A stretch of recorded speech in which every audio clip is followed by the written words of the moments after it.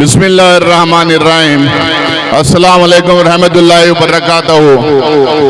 आवाज़ ही नहीं आ रही है। अस्सलाम वालेकुम रहमतुल्लाहि व बरकातहू। साबिक विधायक हबीबुर रहमान साहब, अख्तर हुसैन साहब, जावेद मिर्जा साहब, तारिक रजा खान साहब, एडवोकेट जावेद साहब, सीए मुख्तार साहब और मंच पे मौजूद अलग अलग गांव के सरपंच, अलग अलग ब्रदरी के जिम्मेदार हजरत और बुजुर्गों और नौजवान दोस्तों, मुझे पता है कि आप 3-4 घंटे से यहाँ पे इंतजार कर रहे हैं और माजरत चाहता हूँ कि मैं लेट होके आया, लेकिन आपके गांव में एंटर करने के बाद यहाँ पे आने के लिए 1.5 घंटा मुझे लगा। एक तो ऐसी रैली भी थी और दूसरी ऐसी सड़क भी थी, तो इसमें बहुत स्लो, बहुत धीरे से आना पड़ा। जिस तरीके का जन सैलाब आज देखने को मिला, जिस तरीके का जोश आज देखने को मिला, मुझे उम्मीद है कि हाजी इलियास साहब बहुत बड़ी मार्जिन से यहाँ से चुनाव जीतने वाले हैं। और मैं आप लोगों को यकीन दिलाना चाहता हूं, मेरे से पहले कई लोग हैं जो बात कर रहे थे, उन्होंने कहा कि हमारी सरकार बन रही है, मेवात रीजन का कामकाज करने का जिम्मा वो हम लोगों को मिलेगा और हम लोगों को काम करना पड़ेगा।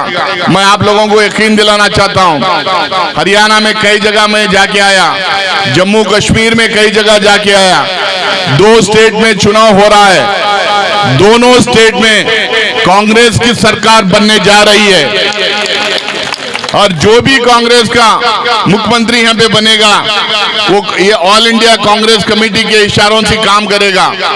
तो इसीलिए मैं कांग्रेस वर्किंग कमेटी का मेंबर होने के नाते, कांग्रेस का राज्यसभा सदस्य होने के नाते, राज्यसभा में कांग्रेस का विप होने के नाते, कांग्रेस प्रेसिडेंट के दफ्तर का इंचार्ज होने के नाते आप लोगों को एक वायदा करना चाहता हूं, अगर इलियास साहब को भारी मार्जिन से आप जिताएंगे और हमारी सरकार बनेगी, मैं पूरे जिम्मेदारी लेके मेवात का एक काम मुख्यमंत्री को बात करके करवाने का काम करता रहूंगा।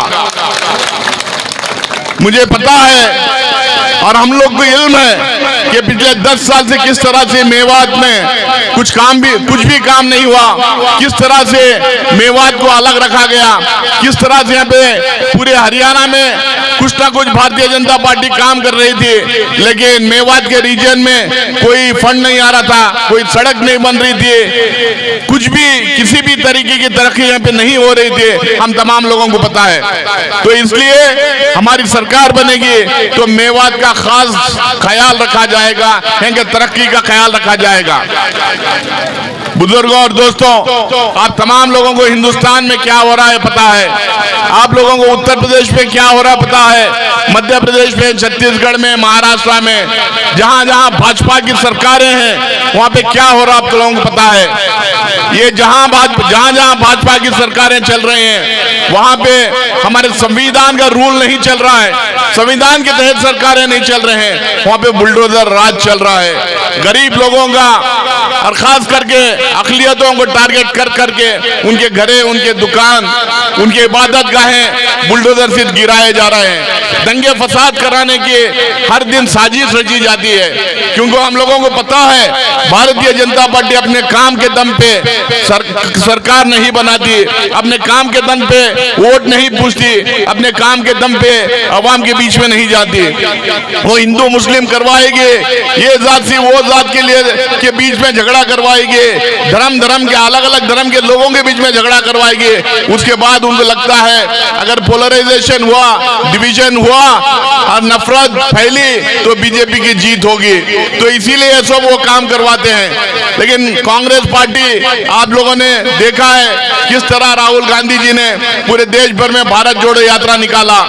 भारत जोड़ो यात्रा निकाल के उन्होंने कहा कि हिंदुस्तान में ये नफरत का जो बाजार बढ़ते जा रहा है, उस नफरत के बाजार में कांग्रेस मोहब्बत की दुकान खोलने का काम करेगी। हमारा देश भाईचारगी से चला है, प्यार मोहब्बत से चला है, गंगा जमुनी तहजीब से चला है, और इस तहजीब को आगे बढ़ाने का काम हमेशा कांग्रेस पार्टी ने की है।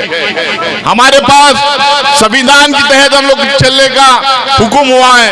हम लोग संविधान के तहत हर मजहब के लोगों को, हर गोत्र के लोगों को, हर जात के लोगों को बराबरी का हक देने का काम से हमारा संविधान करती है। इस संविधान के तहत हम लोगों को देश चलाना है। लेकिन बीजेपी जिस तरह के हालात पूरे देश भर में अभी पैदा की है, उसका इल्म आप लोगों को है। हम लोग इस जो हालात है जो भारतीय जनता पार्टी की, उसको खत्म करना चाहते हैं। लेकिन उसके साथ में सिर्फ ये बोल के हम सरकार में नहीं आना चाहते, उसके साथ में हम हमारे अलग अलग स्टेट के लोगों को अलग अलग वायदे हम लोगों ने किए हैं। मैं कर्नाटका स्टेट से आता हूं। कर्नाटका में जब चुनाव हुआ हम 5 गारंटी अनाउंस किए थे। तेलंगाना में जब चुनाव हुआ 7 गारंटी हम अनाउंस किए। हिमाचल प्रदेश में जब चुनाव हुआ 7 गारंटी हम लोगों ने अनाउंस किए। जैसे ही हम सरकार में आए, पहले कैबिनेट में वो जो गारंटीज हम लोगों ने अनाउंस किया था, पहले कैबिनेट में उसको पास करके उसको इंप्लीमेंट करने का काम किया है। उसी तरह से हम हरियाणा में कई गारंटीज अनाउंस किए हैं। हम लोगों ने कहा जब भी हम जैसे ही सरकार में आएंगे, हमारे हर फैमिली की जो बुजुर्ग औरत रहती है, उनके अकाउंट में 6-6 हजार रुपए हम